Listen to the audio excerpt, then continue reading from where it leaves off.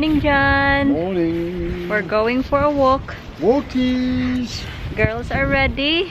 I'm ready. And you're ready. And I am ready. Let's go. Where are we going? Here? Yep. Let's go. The window here, you get past the end of the house. Go on, Let's Pip. go, Pipa. Have to watch Pip. Pipa's foot. There's something wrong in it. I think she's pulled the toe. You think she's pulled the toe? Yeah, she's limping. Look at her. It's so windy. That's why I have my Russian hat, because the wind is cold. Oh, we should have a competition really. I should get my proper Russian hat out. Yeah.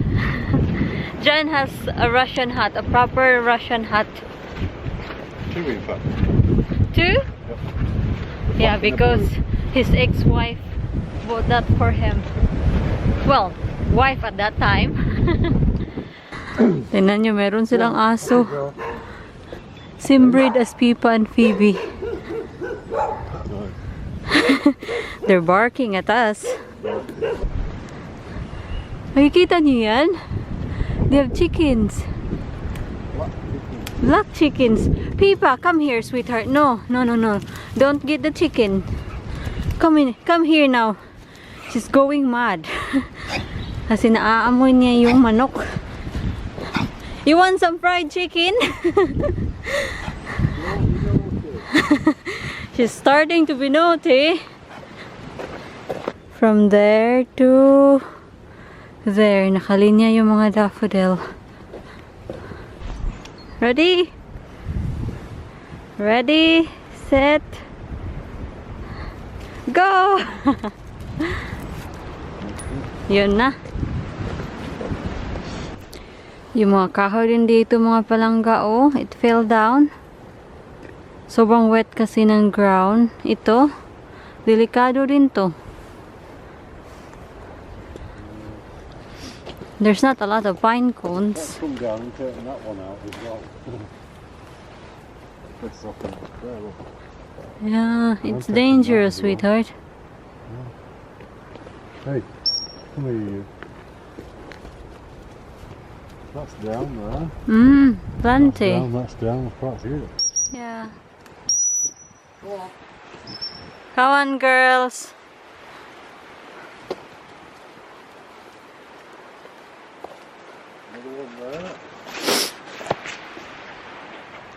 Pag nasa wood kami, yung mga aso parang nakawala.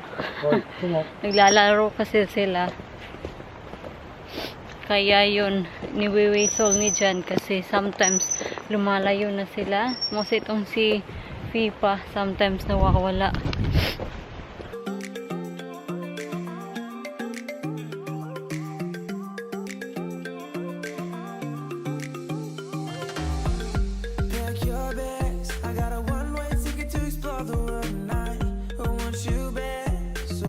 May mga line yung mga ibang puno, green, at yung iba merong pink na nakatatak. Ano kaya yung ibig sabihin?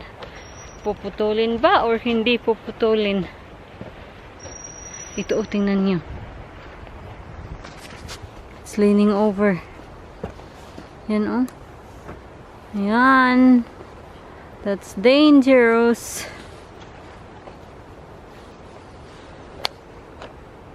Hinahanap ni John yung mga bata. It's in here. Phoebe! Pipa! Pauwi na kami. We had enough. I had enough kasi nagugutom na ako. Are we having a snack before we go? Then tell it to you that. I'm hungry now. Yeah. Have you had any breakfast apart from your slice? Just a slice. Go on, Bess. Come on now. That's it. We're home. Off you go now. Go. They're not excited anymore because they're home. What is that? What kind of bird it is? Kestrel. A what? Kestrel? Kestrel. Kes? K-E-S. Kestrel? Kestrel. Right. It's looking for its dinner. Right, go on. I'm looking for my dinner. I'm hungry. I'm hungry. Go on, Scooby. You're not tired now, are you? Gagamitin ko ngayon itong Garnier Ultimate Blends Smoothing Hair Food Coconut.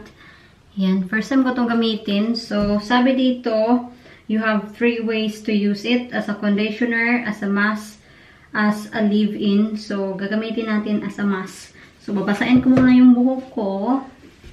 And then after, maligo tayo to rinse this out. So, babasain ko lang dito sa sink.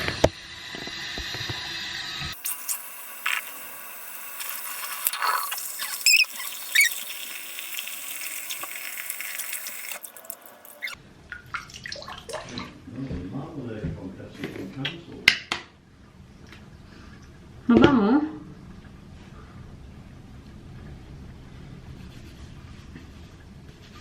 Cumbria Marmalade Festival cancelled because of coronavirus.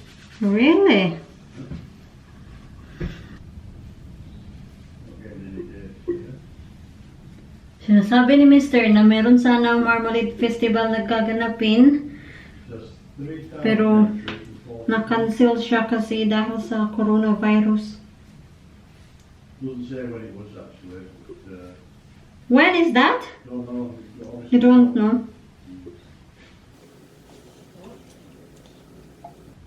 Hindi ako sure kung tama ba yung ginagawa ko, pero, well. Sobrang frizzy kasi ng buhok ko. Kaya, ayun, nung nag-ano ako sa Asda, binili ko to. Kasi, kailangan din natin pagtuunan ng pansin yung ating buhok.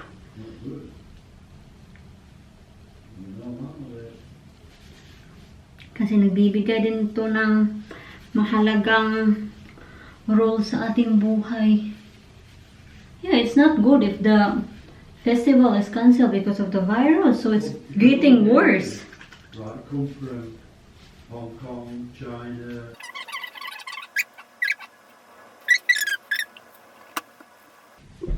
So ito na mga palangga. I just leave this for 3 minutes. And then magsha-shower ako. Then babalikan ko kayo.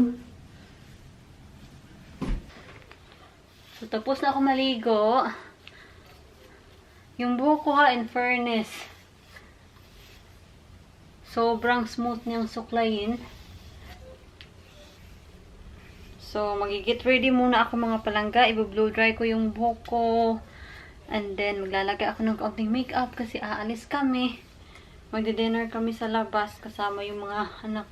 Yung anak ni Jan, si Carla, at yung mama ni Carla. At si mother-in-law rin sasama.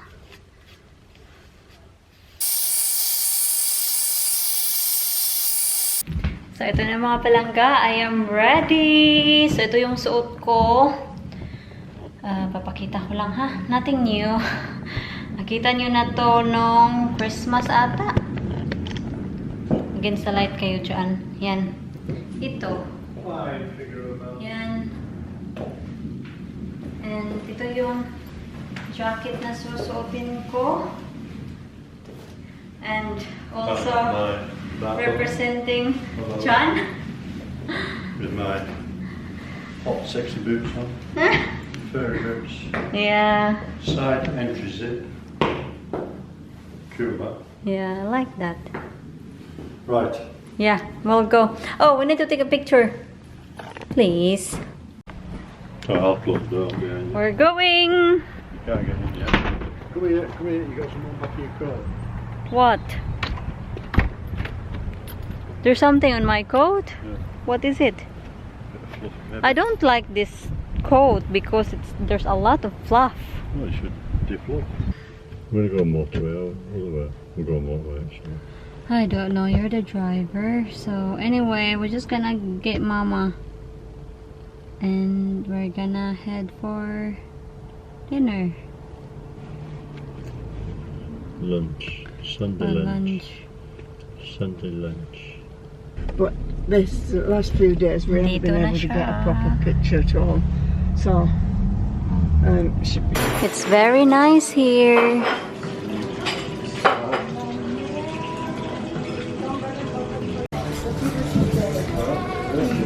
Thank you. This one? Oh gosh. So we're here. Hi, John. Mama is here. Right. We're just waiting for them. See. You're having beef. So, ito yung Sunday lunch menu nila. What are you having? I'm having beef. Beef. What are you having for starter mo? Thank you. Meron silang pa compliment. Is that a compliment, do you call it? Yeah, what? Yeah. Meron silang pa compliment dito, bread and butter. I'm having soup and beef. We're home! Kailangan ko na siyang i-undo yung aking hair. English. Because it makes my head very sore. Ouch. I'll undo my hair. There we go. That's it. You did yours. That's it. It's beautiful, that.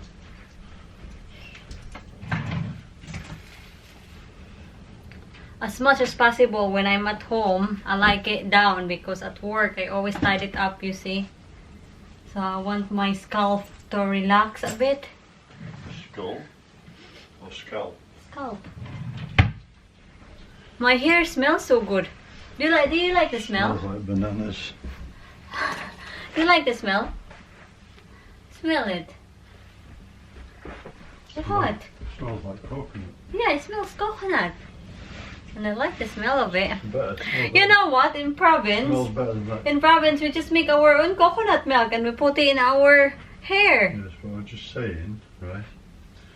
It smells better than that Tresemme. Yeah.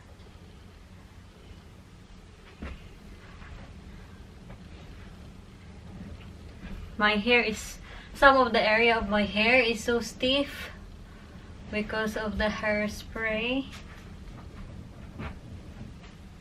The next day. Sa wakas mga palangga, tapos na rin ako sa aking DIY something for Mr. Kasi birthday tomorrow ni Mr. So, hindi ko muna ipapakita sa inyo. Pero, I'm so excited. Sana magustuhan ni Mr. Sana magustuhan niyo kasi nag-effort talaga ako. So, dito sa room na to, si Mr. pinagbabawalan kong pumasok dyan kasi may secret dyan. Oh, meron tayong mail. Let's see kung ano yan. At ngayon naman, gagawa tayo ng cake. So, yung cake, gagawa tayo, mapapanood nyo tomorrow. Tomorrow talaga yung birthday ni Mr. Oh, it's in my name. No way. What is this? Naku. Bakit ang mahal? What is this? I'm shocked. May utang ako. So, ito na. Yung ginawa ko para kay Mr., yung DIY na ginawa ko para sa kanya, makikita nyo kung paano ko siya ginawa. Pero, of course, mauna tong vlog na to, yung paggawa natin ng cake. Then, mapapanood nyo to tomorrow kasi i-edit ko tonight. So, yung gagawin natin na cake is yung coffee cake. Kasi yun yung request ni Mr. Kasi tinanong ko sa kanya na ano yung gusto mo? Sabi niya, coffee cake lang. So, yun. Kasi no point naman na gagawa ako ng cake at hindi magustuhan ni Mr. Kasi hindi talaga ako masyadong mahilig sa mga matatamis. Kumakain ako. I'm fan of mga dessert. Pero may mga times na talaga na parang, ay, tama na, sobrang matamis. So, yung ipa-follow ko na recipe is the tastemade.co.uk. It seems simple lang naman yung recipe. So, kaya natin yan. So, yung ingredients is 175 butter,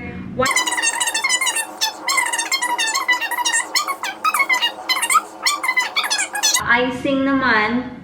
Oh, wala tayong mascarpone. Never mind. We'll look the other recipe. Oh, anyway. Hang on. Meron akong naalalang recipe. Recipe ni Geoffrey, yung subscriber natin, at nanonood din siya sa atin. Binigyan niya ako ng recipe. Actually, gumawa na ako noon ng coffee cake. Hindi ko na maalala kung kailan yun, pero yun yung time na binigay niya sa akin yung recipe na yun. Oh, naku, baka makita nyo yung aking surprise para kay Mr. Oy, nandito sa likod. Hindi ko muna ispapakita, ha? So, ito na yung recipe natin. Yan. Geoffrey, if ever you're watching this, thank you so much for this recipe. I will try this today. Yun, naalala ko na, ang ginawa ko pala is coffee and walnut cake. Then, tapos, binigyan niya ako ng recipe nito. So, first is, preheat the oven to 180 degrees Celsius. And, kailangan natin ng 2 20 cm round cake tins. We just need, meron tayong dalawa. Pero hindi ako sure kung ano yung size nito. Ito yung gagamitin ko. Anong size ba nito? 20.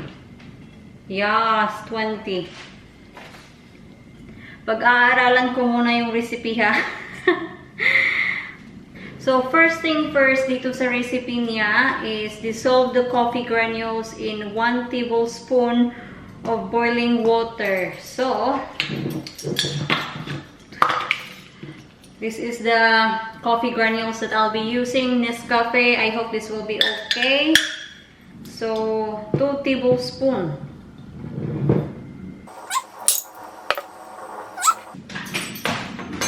Then, 1 tablespoon of boiling water.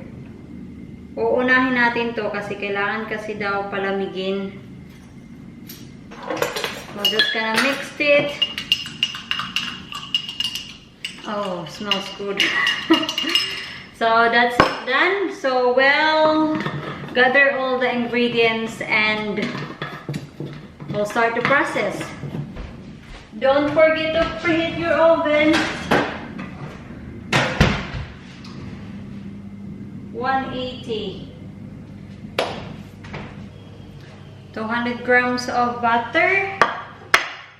Then 2 tablespoons of instant coffee, which we did already. My fingers is very sticky. So, ito na yung custard sugar. Pero napansin ko, I just noticed that he is requiring 200 grams of golden custard sugar. What is golden custard sugar? This one doesn't say golden custard sugar.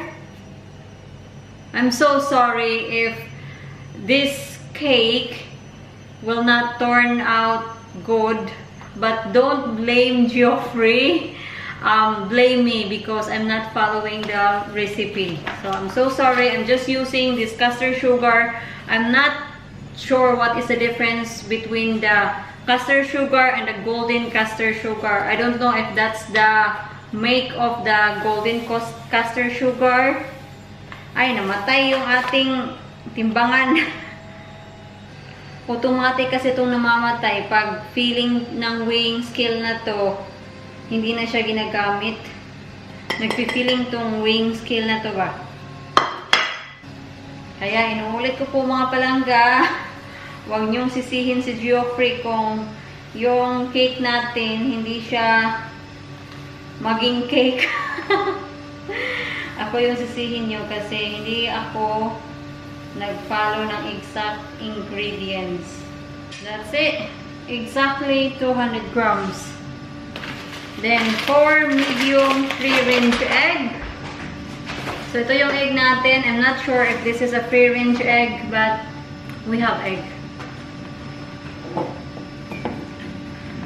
4 of those. Then, kailangan din natin ng self-raising flour. 200 grams of self-raising. Next is 1 teaspoon of baking powder. Ito yung baking powder natin. Bago pa. Hindi pa talaga siya nagagamit. And meron din tayong 100 grams of walnut. And I think yun na muna. For butter icing, we'll do that later. I'm just chopping the walnut. Sabi dito, it says here, roughly chop. Pero I am chopping it how I wanted it to be. Yung papasa sa akin. Kaya nga minsan, I'm asking myself, bakit ba nagpa-follow ako ng recipe? In the end naman, hindi ko siya pina-follow.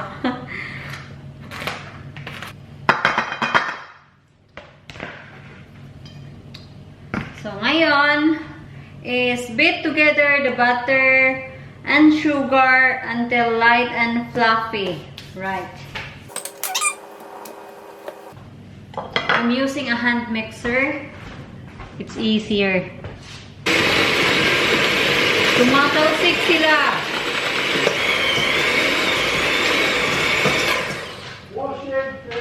So ito na siya, light and fluffy. Then we'll add the egg one at a time. Fourth egg. Oh, it's a twins. Right, okay. Well, best thing to do Hala, is maapektuhan ba yung your ating address. mixture if double yolk siya? If you can text me your home address. John or is email on the me phone. your home address, Tingnan niyo. then, I can sort 2 yolk. Yeah, that's fine. Right, alright. Right, so I will, yeah. I'm not sure if yung mixture natin maapektahan siya dahil dito. Yeah, not a problem. I want to show John. We have 2 yolk. Oh, You think that should be fine? for the little things. Twins! Yeah! Aww. Do you want coffee? No, thank you. So next is using the large spoon, fold in the flour and baking powder. Right. You got baking powder in that? Not yet. So fold in all of them? Yeah. Just bung it in, just mix it in down there. All of them? It says fold, not mix, it says fold. You're not folding. I know. Then 1 teaspoon of baking powder. Gumagawa ako ng cake and kita nyo naman, nandito si Mr. palagi sa bahay. So, hindi ko talaga siya maso-surprise. So, alam na niya kung ano yung cake na matatanggap niya. And isa pa, tinanong ko siya kung anong cake na gusto niya. So, alam na niya talaga. And also, sabi dito, stir in half the walnut. Lalagay natin yung half sa walnut. Yan. And then, yung coffee.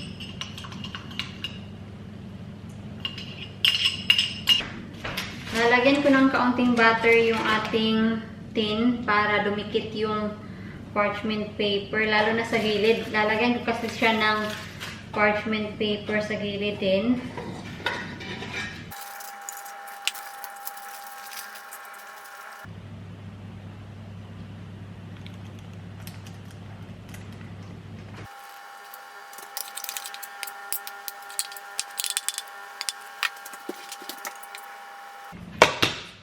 Ito na mga palangga, ilalagay na natin siya sa oven.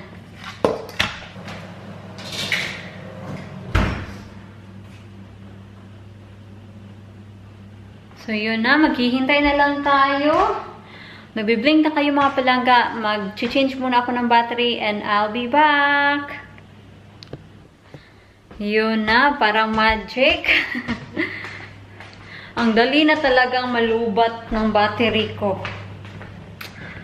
Hi.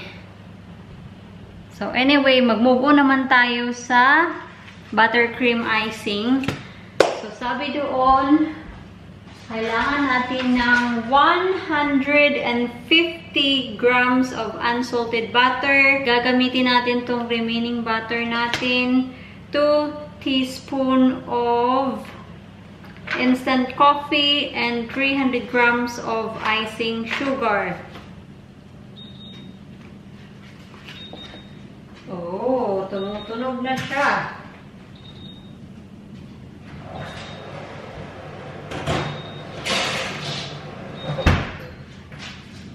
Ipiprick ko lang siya ng toothpick and see kung luto na siya, then all good. Kailangan natin siyang palamigin. Yan. Yan, luto na siya. Kukunin ko na din yung isa, baka ma-overcook. Tingnan nyo yung isang cake natin. Yan, yung parchment paper. Haha, hindi tulad ng isa ba? Perfect. Well, okay lang yan. Ang mahalaga, masarap. Masarap siya. Ang team ko, I'm against the light. How about dito? Yan. Yan, that's good. So, ngayon naman, meron tayong glass dito.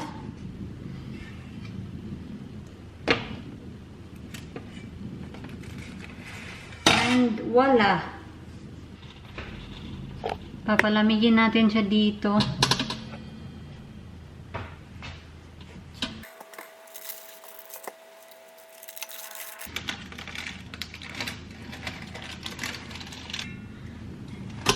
Yan.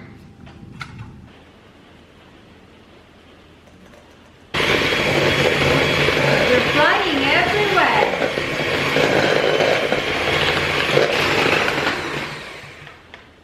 God, what a mess! Tingnan niyo!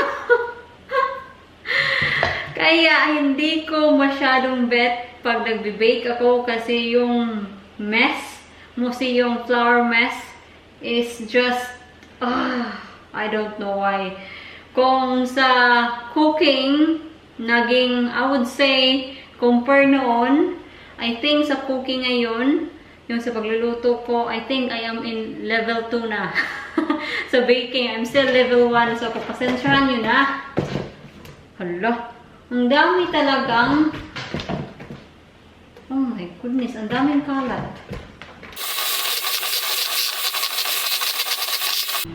4 o'clock na dito. Pero until now, yung buttercream natin, hindi pa din siya nagiging cream. Powder pa din siya. So, anyway... I'm just preparing our tea. So, our tea is sausage, black pudding, and fries. Very simple. Hala, tingnan niyo yung ating cooker. Dahil sa icing sugar, yung cooker natin naging puti. Oh, diba? Bongga.